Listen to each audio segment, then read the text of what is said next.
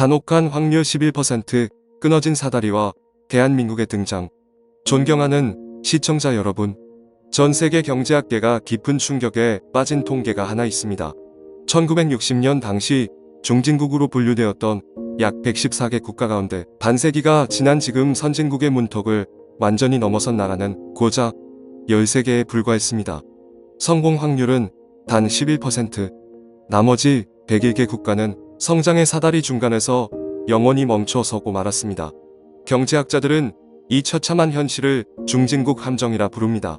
한 번 빠지면 어떤 노력도 결국 제자리 걸음으로 돌아오는 참으로 가혹한 구간입니다. 세계은행에 따르면 현재 108개국이 이 함정에 갇혀 있으며 중국, 브라질, 인도, 터키, 멕시코 등 주요 신흥국들도 탈출의 실마리를 찾지 못하고 있습니다. 1990년 이후 중진국에서 고소득 국가로 성공적으로 진입한 경우는 34개에 불과하고 그중 상당수는 이후 가입 혜택이나 석유 자원 덕분이었습니다. 이 함정의 무서움은 처음에는 누구나 성공할 것처럼 보인다는 데 있습니다. 1960에서 1970년대 수많은 개발도상국이 저렴한 인건비를 바탕으로 경공업을 일으키며 희망을 키웠습니다. 국가 금고에 외화가 쌓이고 도심에는 고층 빌딩이 들어섰으며 국민들은 우리도 곧 미국이나 유럽처럼 번영할 거야라는 장밋빛 꿈을 꾸었습니다. 거리에는 자동차가 늘어나고 가전제품이 보급되며 생활 수준이 눈에 띄게 좋아졌습니다. 그러나 성장은 거기까지였습니다. 1인당 소득이 약 1만 달러에 이르는 순간 국가 성장의 엔진은 거짓말처럼 꺼져버렸습니다. 저가 제조업으로는 국제 경쟁력이 떨어지고 첨단 산업으로 보약하려면 기술, 자본, 인프라, 인재의 벽이 너무 높았기 때문입니다. 이 임계점을 샌드위치 위기라고 합니다. 아래에서는 베트남, 방글라데시, 인도네시아 같은 후발주자들이 더 낮은 임금으로 시장을 잠식하고 위에서는 미국, 독일, 일본 같은 선진국들이 오랜 기간 쌓아온 기술, 특허, 브랜드 장벽으로 막아서는 절망적인 상황입니다. 이로 인해 대부분의 국가는 중간에서 영원히 갇히는 비극적인 운명을 맞았습니다. 성장률이 둔화되고 청년 실업이 증가하며 사회 불안정이 커지는 악순환이 반복됩니다. 이 함정에서 벗어나지 못한 나라들의 역사는 참으로 처참합니다. 20세기 초 아르헨티나를 생각해 보십시오.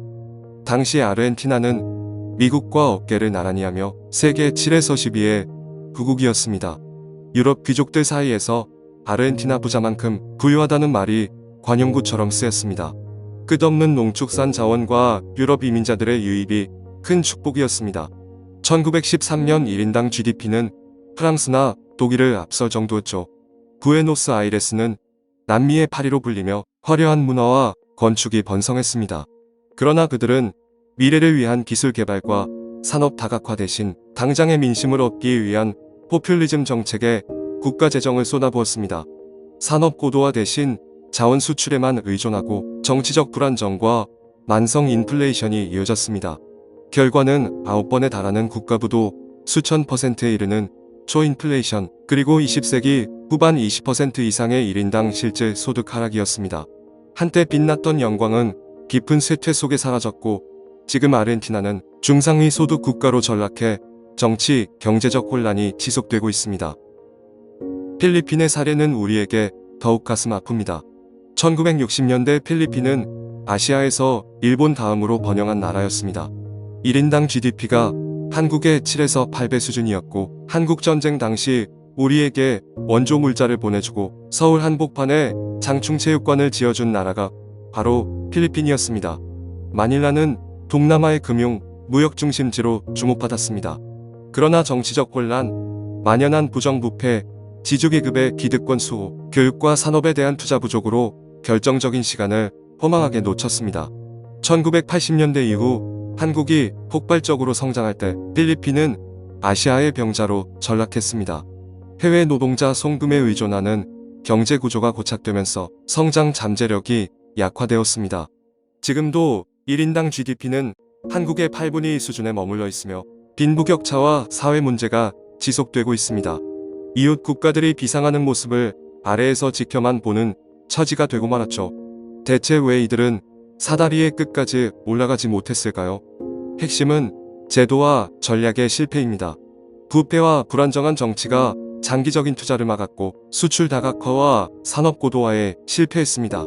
반면 성공한 소수 국가는 안정된 거버넌스, 명확한 산업 정책, 그리고 국민의 광범위한 지지를 바탕으로 움직였습니다. 그런데 21%의 좁은 문을 통과한 나라들을 자세히 살펴보면 매우 특별한 공통점이 드러납니다. 한국을 제외한 대부분은 과거 제국주의 시대의 식민지 지배를 통해 막대한 부와 기술 자본을 미리 쌓아두었던 구미 선진국들이거나 석유 자원으로 급부상한 중동 국가들, 이후 통합의 혜택을 받은 동유럽 국가들이었습니다. 그들은 원래부터 가진 자였으며 지위를 유지하거나 보완한 것에 불과했습니다. 그러나 대한민국은 유일한 예외였습니다. 우리는 일제강점기와 한국전쟁의 참화를 겪었습니다. 국토는 완전히 파괴되었고 1960년 1인당 GDP는 158달러로 세계 최하위 수준이었습니다. 아프리카 여러 나라보다도 가난했던 아무것도 남지 않은 폐허의 나라였습니다. 전쟁으로 인해 인프라는 초토화되었고 국민 대부분이 극심한 빈곤에 시달렸습니다. 그런데 어떻게 이 잔혹한 확률을 뚫고 최후의 승자가 될 수 있었을까요? 경제 전문가들은 2008년 글로벌 금융위기 이후 중진국 함정을 완전히 탈출해 새롭게 선진국에 진입한 국가는 사실상 없다고 말합니다. 개발도상국이 선진국으로 올라설 수 있는 사다리 자체가 썩어 끊겨버린 시대가 되었습니다. 기술 격차가 더욱 벌어지고 글로벌 공급망이 선진국 중심으로 재편되면서 후발주자의 진입 장벽이 높아졌기 때문입니다. 그러나 대한민국은 그 끊어진 사다리를 끝까지 붙잡고 정상에 올라섰습니다. 선진국이라는 문을 통과한 마지막 주인공, 세계 경제사에서 기적 같은 존재가 되었습니다. 지금 1인당 GDP는 33,000에서 37,000달러를 넘나들며 세계 경제에서 중요한 역할을 하고 있습니다. 이것은 결코 우연이 아니었습니다. 철저하게 세워진 국가 전략, 우리 부모, 조부모 세대의 뼈를 깎는 희생과 헌신, 밤낮 없이 일하며 저축하고 배우려 했던 국민의 피와 땀이 만들어낸 결과입니다. 세계 경제학자들이 불가능하다고 여겼던 그 위대한 여정입니다. 대한민국은 도대체 어떤 비밀을 품고 있었기에 전 세계에서 유일한 생존자가 될 수 있었을까요? 그 위대한 비밀의 첫 번째 단추는 70년 전 아무것도 남지 않은 폐허 속에서 피어난 기묘할 정도의 교육 열정이었습니다. 부모 세대는 굶주림과 절망 속에서도 자녀의 교육에 모든 것을 바쳤습니다. 한글 깨치고 공부하면 살 길이 열린다는 믿음이 전국에 퍼졌습니다. 새벽부터 밤늦게까지 학원과 독서실이 불야성을 이루었고 부모들은 자식 교육비를 위해 식사도 거르며 저축했습니다. 대학 입시 경쟁은 치열했지만 그 열정이 오늘날 대한민국의 인적 자본이라는 든든한 기틀을 세웠습니다. OECD 국가 중 최고 수준의 대학 진학률과 과학기술 인력 양성은 이 교육 열정의 직접적인 산물입니다. 지식과 기술이 자원인 나라에서 교육은 단순한 개인 투자 이상의 국가 생존 전략이 되었습니다. 또 다른 비밀은 정부와 민간의 유기적 협력이었습니다. 정부는 도로, 항만, 전력 등 기반 인프라를 앞장서 구축하고 전략 산업을 집중 육성했습니다. 초기에는 저가 노동력을 활용한 수출로 외화를 벌어들였지만 빠르게 기술 도입과 국산화를 추진하며 가치 사슬을 위로 끌어올렸습니다. 1970에서 80년대 한강의 기적은 이런 체계적 도약의 결과였습니다. 국민들은 정부 정책에 적극 호응하며 높은 저축률과 장시간 노동으로 성장에 기여했습니다. 게다가 사회 전체에 잘 살아보자는 집단적 열망과 전쟁 트라우마를 딛고 일어선 헝그리 정신이 강력한 동력이 되었습니다.